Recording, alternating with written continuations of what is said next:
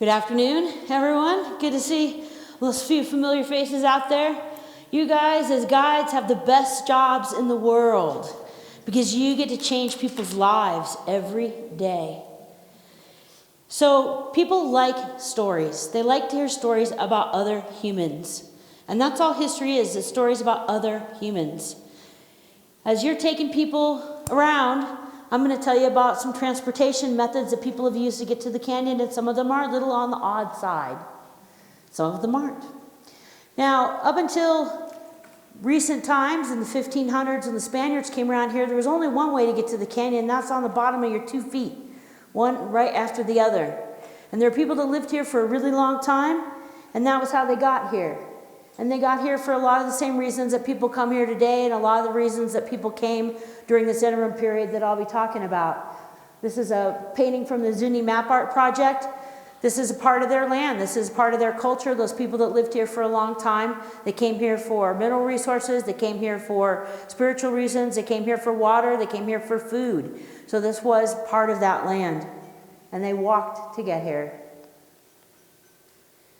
Then in the 1500s, the Spaniards, who were trying to hold on to a whole lot of land and fighting against the people that lived here, when they tried to explore that land and tried to find what resources were out there for them to exploit, they did have horses, but mostly they're doing a lot of walking. Getting around is kind of tough, though, because they don't know the land, they don't know how to get around, so they would work with the native people who lived here, find out how to get from place to place. And invariably, they made people mad because they weren't very nice, and they wouldn't get any help, and they would find their way on well-established pathways by these people that lived here. This was a peopled place, a place where people traveled mostly by foot. Oh, you can make a nice connection with your visitors to these Spaniards. Their European eyes didn't know what to do with the canyon. They couldn't get their minds around it. The Hopi took them to a place where you really couldn't get down.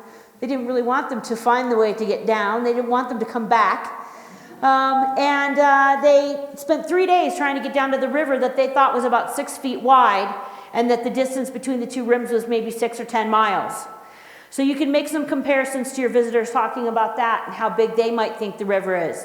You might point out a boulder or something that they think is a boulder and tell them that the Spaniards saw it and thought when they went down halfway or a third of the way to the river, and they realized that the boulder was really taller than any cathedral in Spain, as they told their boss.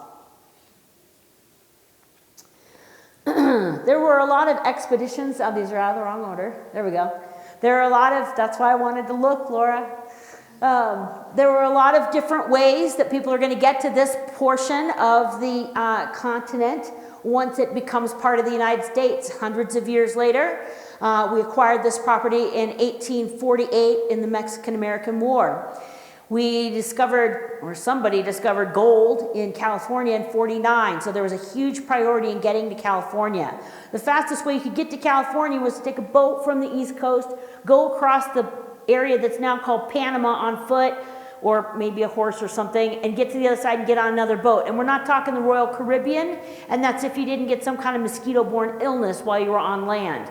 It was pretty ugly, it was really expensive, and it wasn't very fast. So they wanted to get across, and so the government starts sending expeditions through here, and they're mostly science expeditions. They're gonna build a road, and they're gonna do some science along the way. So they're not used to thinking about the land the way we're used to thinking about it because they don't have the knowledge that we have. It's just a blank map to them. So the first thing they tried was getting there by boat. They tried to go up the Colorado River in a steamboat. So this is an artist's idea of what that looked like. Lieutenant Ives was the leader of this expedition. He had an artist with him who's going to record the scenes that they're seeing because they don't have cameras. He's got a geologist with him who's going to be looking for resources. There aren't any plants really because it's desert. They're not finding any resources. If you're going to make a big pronouncement about the future, I recommend that unless you're really sure, don't put it in print because it'll last forever. So this is what Ives goes down in history for knowing, is that he proclaimed that the canyon was valueless and no one was ever going to come here again. Oh, and this is that drawing. This is the German artist that they had with them. That's what he thought that it looked like coming up to the canyon from the south. Their boat didn't make it. They crashed before they got to the canyon. They went up a little bit more in skiffs, and then most of their trip was on foot. Now, right after the end, this is the 1850s now. Now, we know about trains at this point. We're thinking about trains long term, but it's going to take us a long time to get there, and the Civil War is really going to slow that down. But that's part of the mindset behind wagon road. In the future, it's going to be a train path. This guy, Beale, had a great idea to use camels out in the American Southwest. He persuaded people to get him some camels. He used camels on the trip. He thought they were great, never was able to get anyone else to adopt them. Now, you're going to have visitors who think this is a cool story. You can connect them to some resources, and the Forest Service has these wonderful interpretive trails where you can actually hike along the Beale Wagon Road and see and learn and hear and experience the story of those camels. Another science expedition that went along, again, tried the approach of boats, and this was led by John Wesley Powell.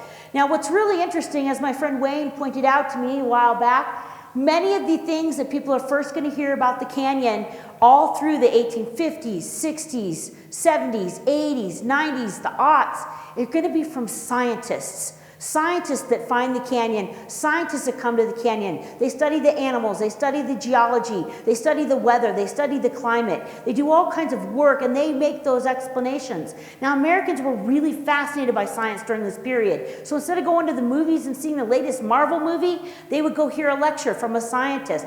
That, in fact, is how Powell raised the money to fund his expeditions, was by going around and talking about where he was going. People were fascinated, and they wanted to hear about these places. He did have cameras on his trip, so you start seeing pictures, and he's able to show pictures in his things. And he's a heck of a brave guy. This is someone who lost an arm in the Civil War, and he went down that river with no dam on a wooden boat with a chair strapped to it. So that's another story that you can tell your visitors. Powell was also, again, talking to Native people, finding out where to go. He was fascinated by Native cultures and did a lot of work in establishing the Bureau of Ethnology and making connections with Native people here across the country, actually. So the canyon's starting to be something that people are hearing about. They're seeing pictures of it. They're starting to want to go there. One of the first people to go and visit there was a guy you might have heard of before, Gifford Pinchot. He went to Flagstaff and hung out with the Reardons, and they loaned him some mules.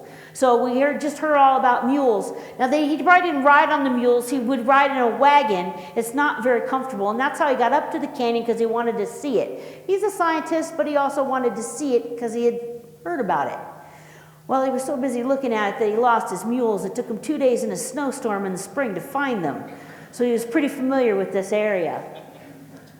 Also during this time period, that was 91, right around the 1890s, the first white American woman hiked into the canyon. So you're starting to see that happen. She was the wife of Edward Eyre. Elizabeth Eyre was the one who hiked down to the canyon, and down into the canyon, you'll see Eyre Point is named after her. So that's a nice little woman hook that you can throw in there for your female visitors. And little boys, so that they learn that women are cool. A lot of these people that are going to start going to the canyon are going to get there by stagecoach. It's a lot more comfortable than a mule ride. It's not all that comfortable. So Flagstaff starts advertising itself as the way to get to the canyon. Stop through here. Also, this is where you start seeing the bicycle club. I think I got a slide in here of the bicycle people. Oh, there's Gifford and his mules. Well, those aren't his mules. Those are mules I found.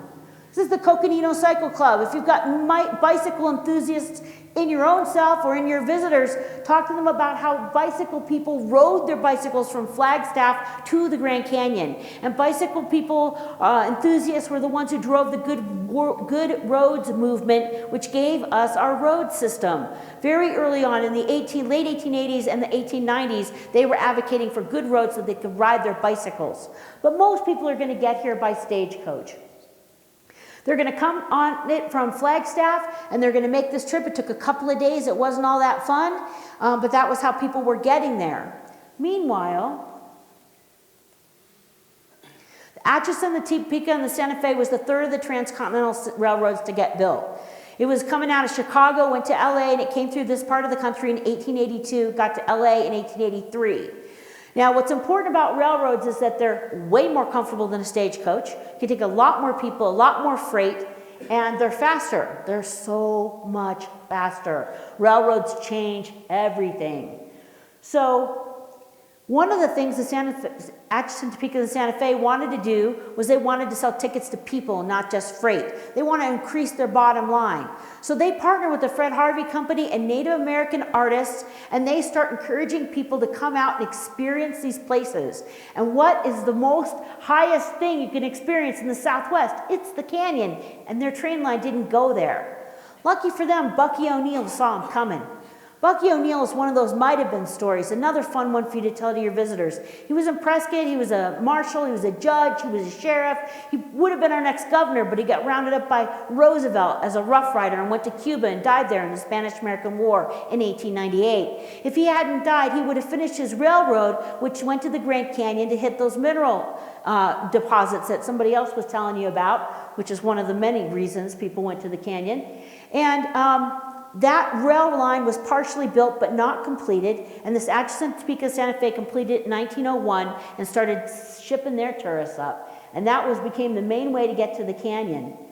So it's not odd, but it's very efficient. And that became the main way most people experienced the canyon all the way up till the Great Depression. Then, after the Great Depression, by the time we came out of World War II, we were a car country. We relied on those roads that those bicyclist people had gotten us to build, but we don't like to share them with them. And we go up to the canyon in that way.